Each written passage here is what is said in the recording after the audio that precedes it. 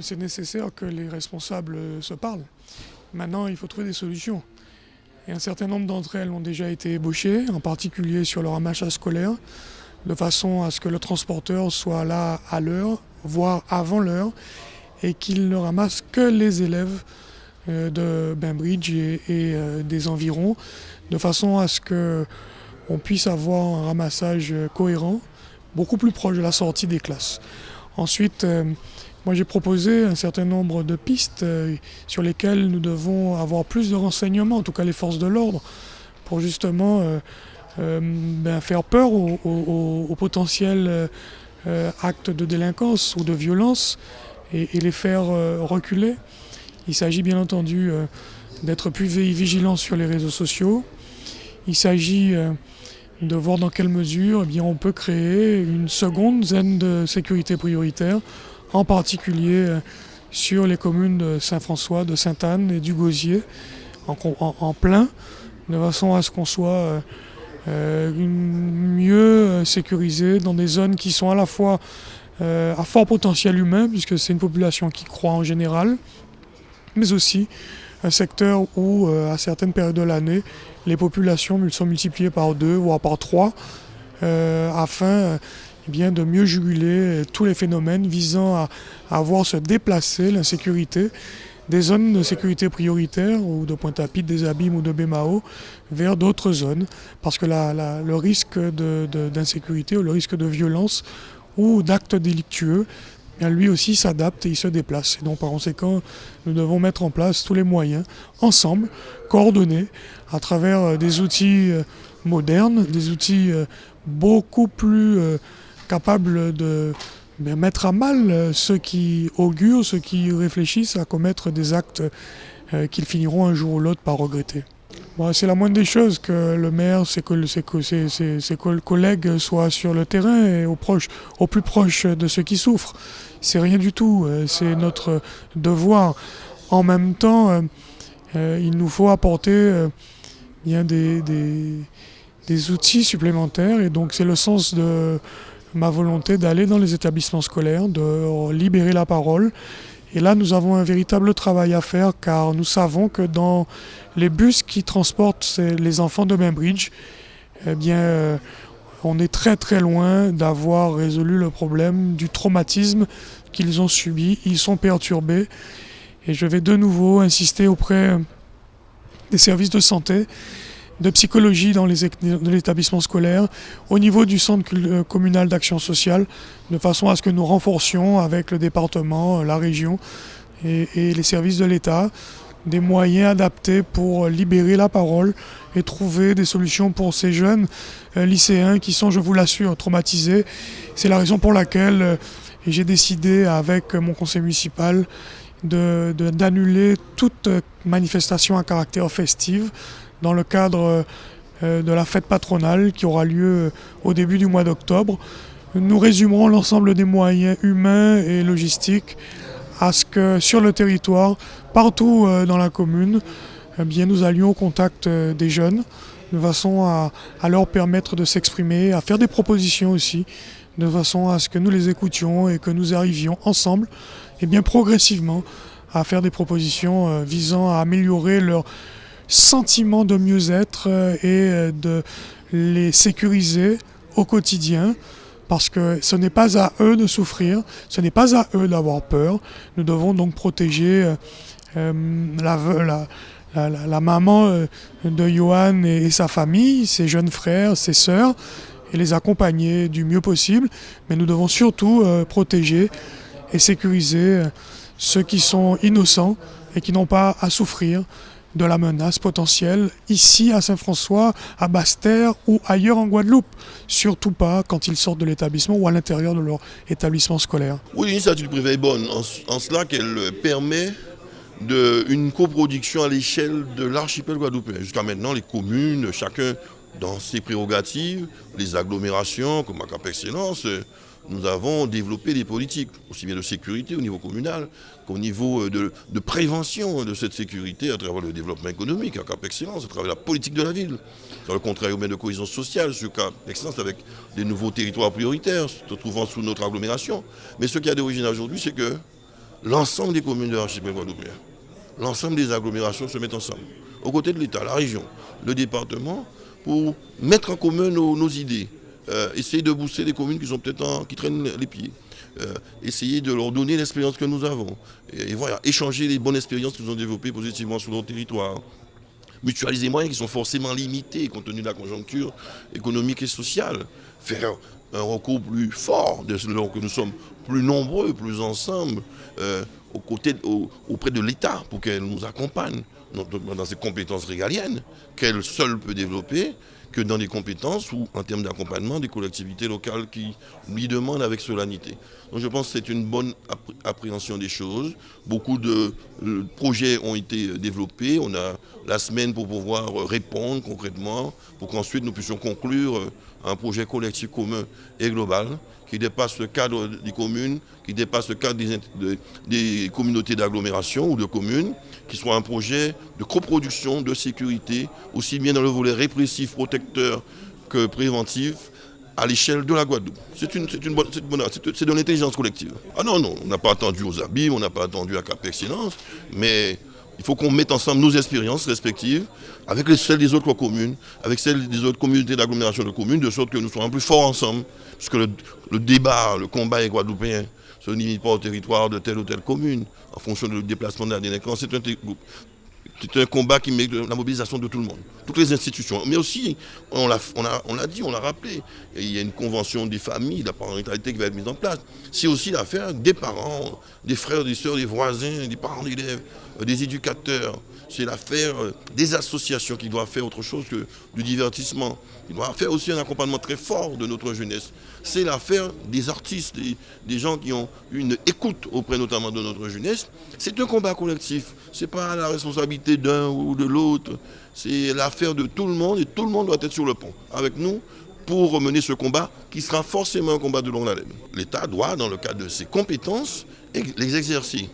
Le département de la Guadeloupe est le département le plus prégnant en matière d'insécurité. Il est normal que nous demandions, nous députés de la nation, nous maires d'une commune concernée, demandons avec force un renfort de policiers, de gendarmes. Et donc, c'était tout naturel qu'on puisse nous envoyer 70 gendarmes et j'espère des policiers supplémentaires, des moyens logistiques, etc. pour que les forces de l'État en Guadeloupe, dans le cadre de leurs compétences, exercent pleinement leurs responsabilités. Ce qui ne nous empêche pas, nous, de notre côté, y compris en synergie avec les forces de l'État, d'exercer les nôtres et pleinement, et de façon mutualisée, comme on s'est proposé de le faire aujourd'hui. Donc l'un n'empêche pas l'autre. Ce n'est pas l'État ou les élus locaux ou les Guadeloupéens, c'est les Guadeloupéens aux côtés de l'État, tous ensemble, dans la même République, sur le même département qu'est la Guadeloupe. La réunion d'aujourd'hui a déjà un point très positif, c'est que nous sommes en train d'étudier, de diagnostiquer, de comprendre les causes de la délinquance en Guadeloupe. Là où il y a les forces de police, les forces de gendarmerie, les responsables sur le plan judiciaire et les maires qui vivent différentes expériences dans leur commune.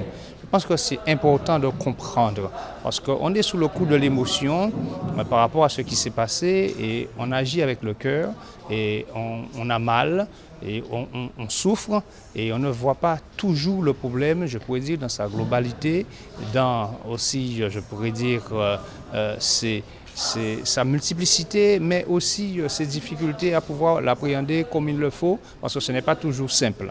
Et cette réunion est très intéressante dans la mesure où ça nous permet, là, avec des spécialistes, des gens qui connaissent le sujet, d'aller en profondeur et de comprendre qu'il y a plusieurs formes de délinquance en Guadeloupe. Toute la délinquance n'est pas une délinquance crapuleuse. Il y a une délinquance dans les familles qui est très importante et celle-là ne peut pas se traiter de la même manière que la délinquance crapuleuse.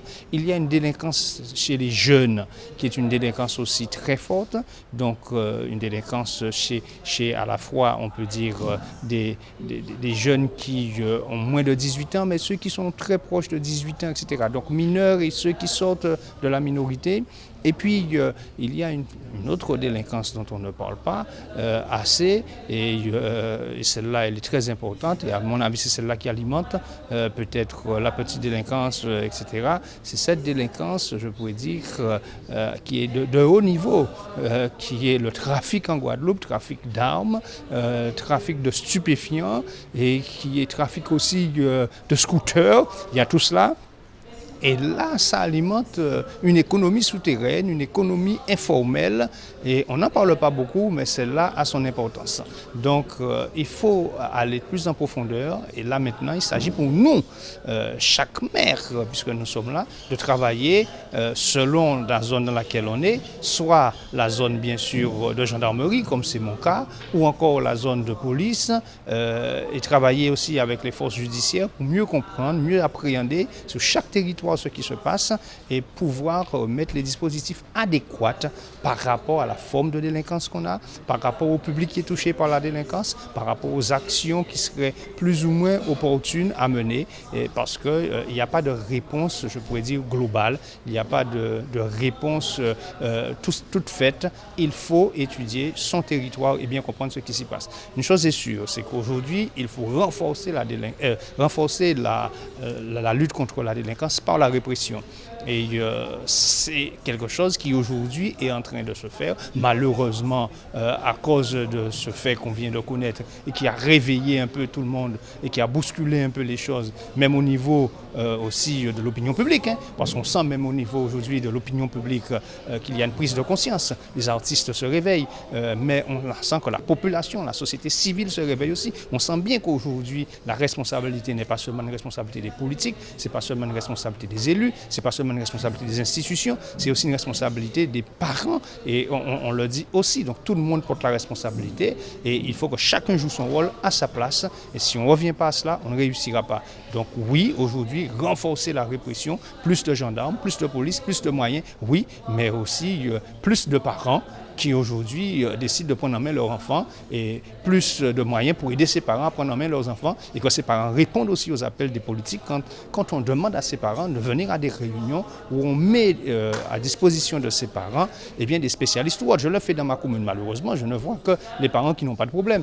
Ceux qui ont des problèmes ne viennent pas, alors que nous, on paye des spécialistes, on paye des éducateurs, on paye des psychologues, on paye des gens qui sont là pour aider les parents à mieux comprendre les difficultés de leurs enfants, à mieux encadrer leurs enfants, à mieux éduquer leurs enfants. On a aussi besoin de ça. Quand un enfant échappe à ses parents, il échappera aussi à la société. Ça, c'est clair. Donc aujourd'hui, la première des choses à faire, à mon avis, où il faut porter le doigt, c'est sur effectivement l'action à mener auprès des parents si on veut combattre une forme essentielle de la délinquance qui est quand même assez importante, c'est la forme qui touche aujourd'hui nos jeunes, et particulièrement les jeunes mineurs et ceux qui sont proches de la minorité.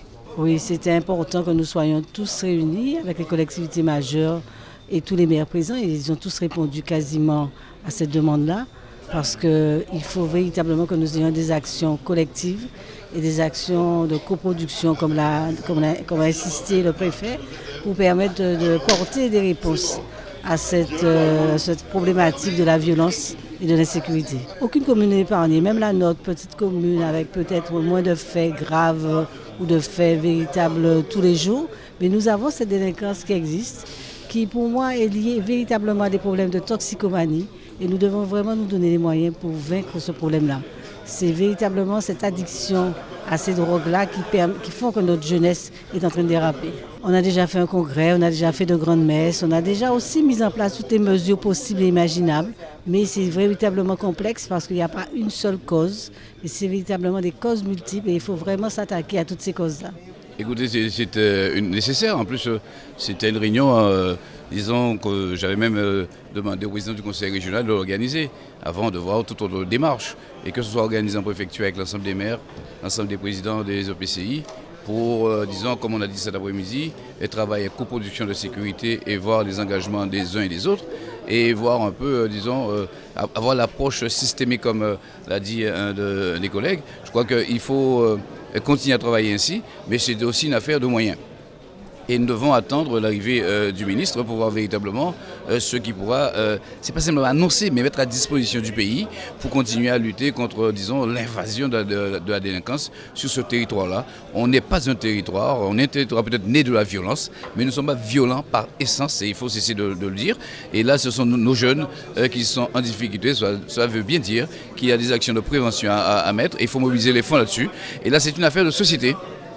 Dans nos communes même, avec la feuille de route que nous avons esquissée ensemble, il va falloir qu'on fasse des priorités et que ces priorités soient partagées par l'ensemble de la population maintenant.